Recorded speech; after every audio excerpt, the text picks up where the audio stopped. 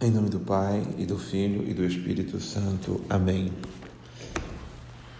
Nosso estudo de hoje, da primeira carta de São Paulo aos Coríntios, capítulo 3. A riqueza da palavra de Deus que vem hoje ao nosso encontro nos coloca no confronto que Paulo tem com essa comunidade que é muito querida ao seu coração, que é a comunidade dos coríntios. Mas Paulo tem notícias, mesmo de longe, do amor e do afeto que ele tem por essa comunidade, da maneira como as divisões, as brigas, as invejas, as contendas têm tomado conta do coração daquela comunidade. E os estragos que isso causa no coração de uma comunidade são grandes, porque são verdadeiras ferrugens que vão corroendo e vai tirando toda aquela força motora que uma comunidade, que uma pessoa humana possa ter. A inveja, as contendas, as disputas, as brigas, as rivalidades, elas destroem o que de mais sólido se edifica no coração de um seguidor de Cristo, que é a força do amor. O amor vai se enfraquecendo, vai se perdendo a direção, o sentido de se construir o reino, quando esses sentimentos sobressaem ao sentimento do amor. Por isso, o Paulo, que muitas vezes se dirige de uma forma afetuosa às suas comunidades, não perde o seu afeto, não perde a sua ternura, mas é que precisa usar de um pouco mais de dureza e rigidez para poder corrigir aquela comunidade, para que ela não se perca. E logo no início, Paulo diz: olha, eu não falo a vocês como homens espirituais, mas como carnais, como criancinhas em Cristo, que estão bebendo leite e não alimento sólido, porque não podeis suportar o que precisa ser dito, porque sois carnais. E ontem Paulo falava do homem espiritual e do homem natural. Abaixo do homem espiritual é o homem natural, e abaixo do homem natural está o homem carnal. O que é o homem carnal, senão o homem que é levado pela mentalidade mundana, pela mentalidade deste mundo? O mundo em que vivemos é um mundo movido pelas disputas, pelos ciúmes, pelas contendas, pelas invejas. E é por isso que ele está perguntando no versículo 3, será que enquanto houver entre vós ciúmes, contendas, não será porque sois carnais, procedendo de um modo totalmente humano, ou ainda de um modo totalmente mundano? Porque tudo isso se contrapõe à mentalidade de Cristo. Quem é de Cristo, nós procuramos ter o sentimento de Cristo, o pensamento de Cristo, a mentalidade de Cristo. Não podemos nos deixar levar por esses sentimentos baixos. Nós criamos apenas confusão, separação. Nós apenas dividimos aquilo que Cristo procurou unir. Volto a falar, as diversidades de opiniões, de visões de vida é uma verdadeira riqueza. Agora, há quem tem gosto mesmo por simplesmente divergir por divergir, brigar por brigar, colocar as pessoas umas contra as outras, separar, e movido, claro, pelos sentimentos que muitas vezes quem os tem não reconhece. Então, nós somos ou criancinhas no segmento de Cristo, não temos a maturidade suficiente, porque esses sentimentos negativos travam o nosso coração. Nós nos ferimos nas contendas da vida, nos caminhos da vida, e o se ferir no caminho da vida não é problema. O problema é não cuidar das feridas e não permitir, melhor dizendo, que essas feridas se transformem em chagas de ressentimento, de rancor, de mágoa. Porque um coração totalmente ressentido, magoado, ele respira ressentimento e mágoa. Um coração que não foi curado, não foi cicatrizado, porque no caminho da vida é impossível não se machucar, é impossível não se ferir. Mas se nós pegamos as nossas crianças, as menores feridas que elas adquirem, na queda que leva, na travessura que faz, e nós cuidamos daquelas feridas para que aquelas feridas não cresçam, como nós precisamos cuidar das feridas humanas. Não são feridas somente espirituais, não, são feridas humanas, porque nas nossas relações humanas nós nos machucamos, nós nos tocamos, nos resvalamos, umas vezes querendo, outras vezes não querendo. Nós estamos muitas vezes se colocando uns contra os outros, e nesse contexto nós precisamos sermos maduros, humanamente falando e espiritualmente falando. Não levar as coisas para o campo pessoal, não ficar trancado na nossa mágoa, trancado ali na nossa inveja, porque isso depois se torna um verdadeiro veneno. E com esses venenos na mão, no coração, nós estamos construindo relacionamentos totalmente enganosos a partir disto. Quando a gente não gosta de uma pessoa, nós não queremos que os outros nós queremos também que os outros não gostem daquela pessoa. Quando nós nos ferimos, em vez de cuidarmos das feridas, nós procuramos ferir os outros com a nossa ferida também. E isso é que causa uma profunda divisão no corpo do Senhor e nos nossos relacionamentos humanos. Primeiro, então é preciso sair desse campo da visão carnal da vida, dos relacionamentos. O segundo ponto, ou a segunda pérola muito preciosa que a palavra de Deus nos dá hoje, é justamente a superação dessa visão mundana ou carnal. O apóstolo nos diz: eu plantei, Apolo regou, mas é Deus que faz crescer. Assim, não é o que planta alguma coisa, nem o que rega, mas é só Deus que faz crescer. Na comunidade, ali em Corinto, começou o culto a personalidades. Eu creio que Apolo, intelectualmente falando, tinha muito mais erudição do que Paulo. Então, aqueles que deixavam-se levar, porque Apolo é melhor, então o culto agora é Apolo. Não, eu prefiro Paulo. E essa questão de preferências, a gente pode ter gostos na vida, a gente pode ter afinidades na vida. Agora, o problema é o culto que se começa a partir disto.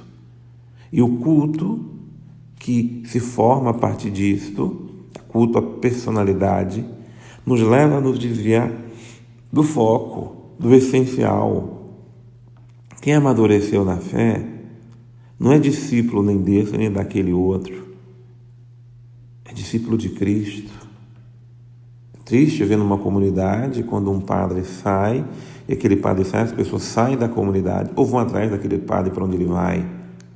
É triste ver numa convivência humana onde só é válido aquilo que aquela pessoa falou, onde nos deixamos se levar, se guiar por gurus, por pessoas que nós achamos que só ela é que sabe da verdade. Não, nós não somos seguidores de pessoas humanas. Todos nós, e aqui Paulo é muito feliz, que aí eu já vou lá para o versículo 9, nós somos apenas operários com Deus. E aqui ele usa a expressão, ou a conjunção com, porque você pode ser um operário de Deus, mas não ser com Deus. Você pode trabalhar para Deus, mas não ser junto com Ele. Então, o operário é um operário que cumpre a sua obrigação junto com o seu patrão. E com aqui é o com de comunhão. Cada operário do Senhor precisa ter essa comunhão com o Senhor, porque é somente ao Senhor que nós estamos servindo. Não há mais ninguém, mas somente a Ele. Então, se o que eu faço produz algum fruto, é porque esse fruto é por causa da comunhão com o Senhor. Não é por causa que eu sou melhor, porque eu tenho só em mim que está a graça. Que visão errônea, errada, distorcida. O operário do Senhor trabalha com o Senhor e para o Senhor. Nunca trabalha para si próprio, para o seu próprio culto, para a sua própria imagem. Nós vivemos na era do culto à personalidade, personalismo presente nas ações. Não, de forma nenhuma. A assinatura da obra que fazemos não é minha nem de ninguém. A assinatura é de Cristo.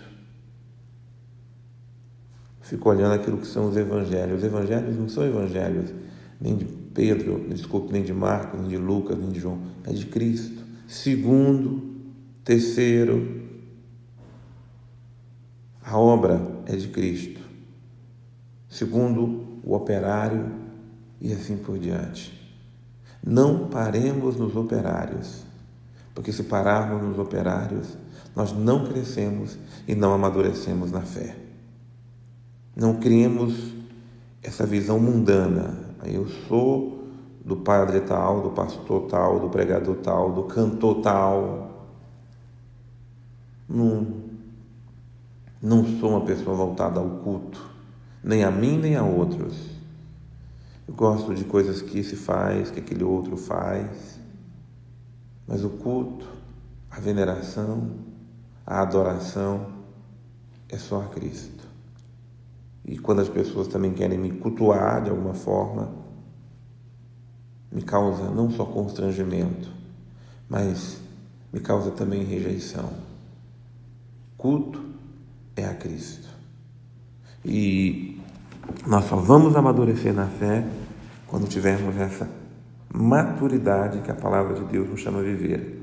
Senão seremos sempre criancinhas na fé e criancinhas com sentimentos mundanos, provocadores de ciúmes, de contendas, de rixas, de divisões no seio da comunidade cristã. O quarto ponto, ou a quarta pérola que eu colhi no estudo de hoje, no versículo 11. Quanto ao fundamento, ninguém pode pôr outro diverso daquele que já foi posto. O fundamento é quem? É Jesus Cristo. Ora, o operário, ele vai lançar o fundamento. Vem outro, edifica sobre esse fundamento, mas o fundamento permanece o mesmo. Agora, se alguém edifica sobre este fundamento com ouro, com prata, com pedras preciosas, com madeiras, com feno, com palha, a obra de cada um aparecerá. O dia do julgamento irá demonstrá-lo. Será descoberto pelo fogo. O fogo provará o que vale para o trabalho de cada um.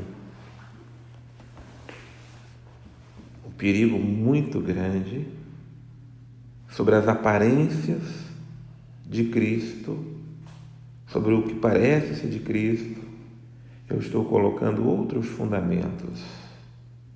Estou fazendo prevalecer outros sentimentos, outras intenções, outras metas, outros objetivos. Às vezes o ouro toma o lugar de Cristo, a prata, a vaidade, o culto à personalidade toma o lugar de Cristo. Eu uso Cristo como trampolim, mas quem quer aparecer sou eu. Eu uso Cristo trampolim para me enriquecer, para levar vantagens materiais, vantagens humanas. Cuidado, o fundamento é Cristo. E na obra dele, quem tem que aparecer é Ele. A pedra é Ele. O fundamento é Ele. Não podemos colocar placas sobre a obra de Cristo. Operário, mas a marca é Cristo. O que tem que brilhar não é o ouro, a prata, as vaidades, é Cristo. Cristo brilhando, Cristo iluminando, Cristo aparecendo, Cristo crescendo. Eu posso até desaparecer. Eu não lembro mais de mim. Maravilha. Estou lembrando de Cristo, estou em Cristo. É assim que deve ser o trabalho cristão maduro, espiritual. O que passar disso é sinal que estamos ainda na carne. Outra riqueza, e é uma riqueza assim de um grau infinito, uma pérola preciosíssima, no versículo 16. Não sabeis que sois o templo de Deus e que o Espírito de Deus habita em vós, ou o Espírito de Deus habita em nós? Se alguém destruir o templo de Deus, Deus destruirá, porque o templo de Deus é sagrado. Aquela visão judaica de que somente o templo era lugar sagrado e que dentro do templo, fora do templo, se destratava as pessoas, se menosprezava as pessoas. A mentalidade cristã muitas vezes se tornou pervertida por essa mentalidade. O culto na igreja, no templo, no santuário, maravilhoso. A pessoa fica uma hora de adoração na igreja, o dia inteiro. O templo é o lugar sagrado, e como é sagrado, como tem que ter zelo pelo templo. Mas não se esqueça que eu, você, o irmão, o pobre, o desprezado, o que não tem lugar, é templo, é o lugar da morada de Deus. Deus habita nele. Como profanaram outros templos, outras igrejas, o templo de Deus, que é a pessoa humana, se encontra muitas vezes profanada, desprezada, humilhada. A pessoa humana é tratada muitas vezes com desdém. Ora, se eu presto culto a Deus e no templo eu vou com todo aquele ar de reverência, de pessoa piedosa, não pode ser diferente. A reverência que eu tenho para com meu irmão, para com a minha irmã, para comigo, o respeito que eu tenho que ter para comigo como lugar da morada de Deus. Todo mundo quer respeito. Alguém não diz, então deixa se respeitar.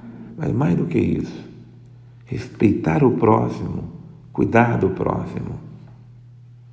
Eu fico pensando se alguém é capaz de falar mal do templo de Deus, profanar, xingar, ou seja lá o que for. Mas uns com os outros nós cometemos isso assim com tanta discrepância, que é falta de uma visão espiritual, ou falta da visão espiritual, ou falta de uma visão espiritual verdadeira. Ninguém põe a glória nos homens. A próxima pérola que nos diz o versículo 21. Tudo é vosso. Paulo é nosso, Apolo, Cefas, o mundo, a vida, a morte, presente, futuro, tudo é nosso. Graça de Deus, temos Paulo, temos esse pregador, temos para tudo. Mas nós somos de Cristo, todos nós pertencemos a Cristo. Cristo é de Deus. E o mais importante, todos somos de Deus. Todos. Com as diferenças, com quem tem menos dom, mais dom, quem pode mais, quem pode menos. Senhor, nos amadureça na visão da fé. Nos amadureça, Senhor, na visão do sobrenatural. Para que não cultivemos uma mentalidade mundana, para que não cultivemos uma mentalidade, Senhor, simplesmente humana na visão da fé. Amadureça, Senhor, a nossa fé. Amadureça, Senhor, a nossa visão da verdade, do Evangelho, da vida cristã. Nos ajude, Senhor, a superarmos em espírito e verdade todo esse espírito que é dentro de nós, que é um mundano, que nos leva a viver com ciúmes, com rancor, com ressentimento, com inveja, semeando contenda, semeando discórdia, semeando separação, nos colocando uns contra os outros, provocando brigas, discussões, que faz de nós muitas vezes pessoas amargas, azedas, porque paramos no negativo. Cura, Senhor, essas cicatrizes do nosso coração, as cicatrizes da rebeldia, a cicatriz, Senhor, do ressentimento, da mágoa, do rancor, que muitas vezes se transforma em ódio dentro de nós. Purifica-nos, Senhor. Purifica-nos de todo culto a personalidades que desenvolvemos na igreja, fora dela. Dá-nos uma fé centrada, madura, que não percamos o foco, a direção de que somente é a Ti que nós servimos. Abençoa-nos, Senhor, para que somente em Ti esteja o fundamento e a riqueza da nossa fé. Em nome do Pai, e do Filho, e do Espírito Santo. Amém.